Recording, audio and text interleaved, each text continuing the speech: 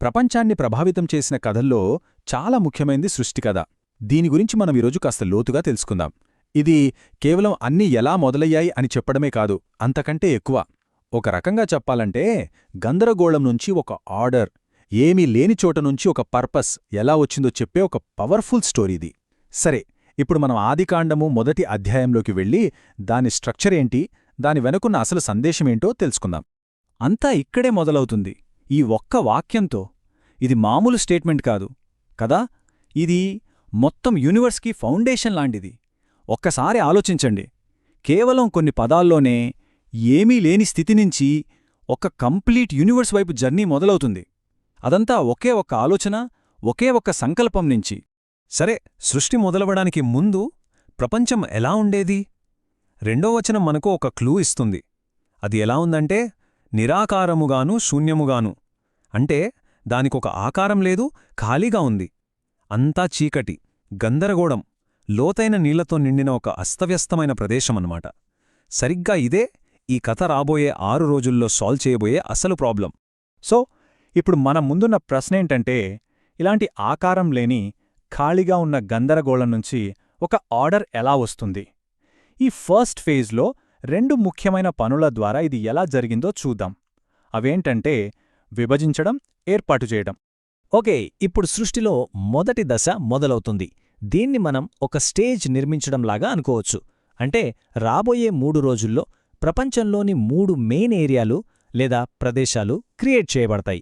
ఆ తర్వాత వాటిని జీవరాశులతో నింపడానికి అంతా రెడీ అవుతుందన్నమాట. ఈ మొదటి 3 రోజులు చూస్తే ఒక క్లియర్ ప్యాటర్న్ కనిపిస్తుంది. ఫస్ట్ వెలుగు, నెక్స్ట్ ఆకాశం, ఫైనల్గా నేల. ప్రతిదీ కూడా ఆ తర్వాత వచ్చేదానికి ఒక బేస్ లాగా పనిచేస్తుంది. అచ్చం ఒక ఆర్కిటెక్ట్ ఒక బిల్డింగ్ ఫ్రేమ్వర్క్ కట్టినట్టే చాలా సిస్టమాటిక్గా ఉంటుంది. ఇదే మొట్టమొదటి క్రియేటివ్ యాక్ట్. ఇక్కడ మనం గమనించాల్సిందేంటంటే పలికిన మాటకున్న పవర్. అంటే ఇక్కడ ఏ ఫిజికల్ యాక్షన్ లేదు, జస్ట్ ఒక కమాండ్. ఆ ఒక్క ఆజ్ఞతోనే వెలుగు అనేది ఉనికిలోకి వచ్చింది. ఇక్కడే ఫస్ట్ గ్రేట్ సెపరేషన్ జరిగింది. వెలుగుకు పగలు అని, చీకటికి రాత్రి అని పేరు పెట్టారు. అలా పేరు పెట్టడం ద్వారా వాటికొక ఉద్దేశం, ఒక పర్పస్ ఇచ్చారన్నమాట. ఇక్కడే మనం మొదటిసారి ఆ రిథమిక్ లైన్ వింటాం. సమయం గడుస్తోందని చెప్పే లైన్ అస్తమయమును ఉదయమును కలుగగా ఒక దినమాయను. ఇక రెండో రోజు ఆ గందరగోళాన్ని కంట్రోల్ చేసే పని కంటిన్యూ అవుతుంది. అప్పటిదాకా ఉన్న నీళ్లని ఒక విశాలంతో పైన కింద అని వేరుచేశారు. అలా చేయడం వల్ల ఒక క్లియర్ స్ట్రక్చర్ వచ్చింది. ఇదే ఆకాశానికి, సముద్రాలకి ఫౌండేషన్ అయ్యింది. సో నీళ్లు అనేవి ఆ విశాలానికి కింద, ఆ విశాలానికి పైన అని డివైడ్ అయ్యాయి. ఈ కొత్తగా క్రియేట్ అయిన స్పేస్కి ఆకాశము అని పేరు పెట్టారు. మరి టైం రిథం కంటిన్యూ అవుతుంది. అస్తమయమును ఉదయమును కలగగా రెండవ దినమాయను. మూడో రోజుకు వచ్చేసరికి 2 ఇంపార్టెంట్ విషయాలు జరుగుతాయి. ఫస్ట్, నీళ్లన్నింటినీ ఒక చోటకి చేర్చి భూమిని, సముద్రాలని క్రియేట్ చేశారు.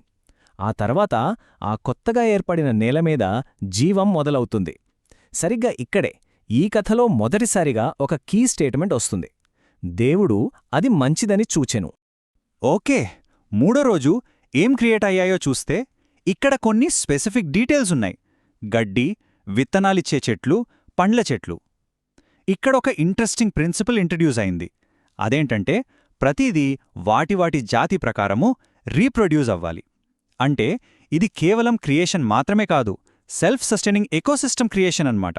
సరే, ఇప్పటిదాకా జరిగింది మొదటి దశ. ఇప్పుడు సృష్టిలో సెకండ్ ఫేజ్ మొదలవుతుంది. మొదటి 3 రోజుల్లో స్టేజ్ రెడీ అయింది కదా. ఇప్పుడు ఆ స్టేజ్ని జీవంతో నింపే టైం వచ్చింది. స్ట్రక్చర్ అంతా రెడీ. ఇప్పుడు స్టోరీలోని క్యారెక్టర్సు ఎంట్రీ ఇవ్వబోతున్నాయి. ఈ నెక్స్ట్ 3 డేస్లో ఒక బ్యూటిఫుల్ ప్యారలల్ స్ట్రక్చర్ కనిపిస్తుంది. ఫస్ట్ 3 డేస్లో క్రియేట్ అయిన ప్రతి స్పేస్, అంటే వెలుగు, చీకటి, ఆకాశం, భూమి, ఇప్పుడు వాటికి పర్ఫెక్ట్గా సూట్ అయ్యే వాటితో నింపబడతాయి. ఇదంతా చూస్తే చాలా డెలిబరేట్గా, ప్లాన్డ్గా డిజైన్ చేసినట్టు అనిపిస్తుంది. ఇక్కడ ఒక సర్ప్రైజింగ్ పాయింట్ ఉంది. సూర్యుడు, చంద్రుడు, నక్షత్రాలు, వీటి ప్రైమరీ పర్పస్ కేవలం లైట్ ఇవ్వడం మాత్రమే కాదు. అవి సూచనలుగా, అంటే సీజన్స్, రోజులు, సంవత్సరాలు గుర్తించడానికి క్రియేట్ చేయబడ్డాయి.